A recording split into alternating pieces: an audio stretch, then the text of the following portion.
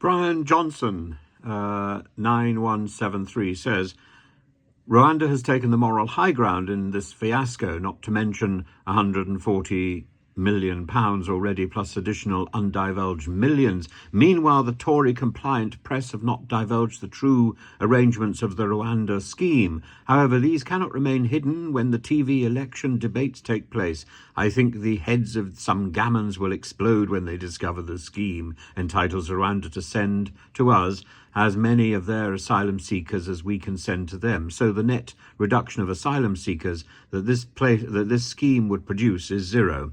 I think, Brian, you raise an important point, but Rwanda cannot take the moral high ground while it fails to disclose the results of an investigation into the death of 12 refugees that it shot and the people that it injured on the 22nd of February 2018. These were refugees from neighboring Congo, from the Democratic Republic of Congo, and they were shot because they were protesting about the lack of food being given to them as refugees by the United Nations. So whether the United Nations cut back on that food or whether the Rwandan government simply failed to pass it on, I don't know, but the investigation hasn't been published.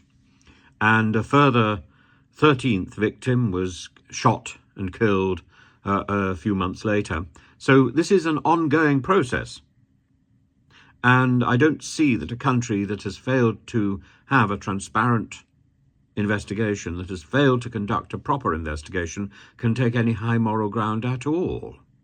So I'm pleased you raised that point, because it's important to keep drumming on about the same issues. And this is also a country that has abducted people that it considers to be political opponents, that has put political opponents in prison.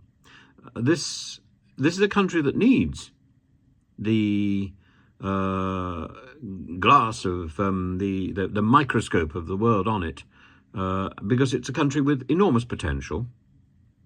And it's realizing some of that, but at the same time, its government is not compliant with international law, is not doing the right thing all the time, but I'm sure it could do. It could do with a little bit of encouragement. And our government has an opportunity here to encourage Rwanda to be more compliant, to do the right thing. But that starts with the publication of a proper investigation. And our former Home Secretary knew all about this, even if she pretended she didn't on the Laura Koenigsberg show. She knew about it after that, certainly. And I think it was incumbent on her to ask the Rwandan authorities where this investigation was, where the paperwork was, and to encourage them to publish this. Without that publication, you can't take Rwanda seriously as a partner. It's just not possible. And Rwanda talking now about compliance with international law, great.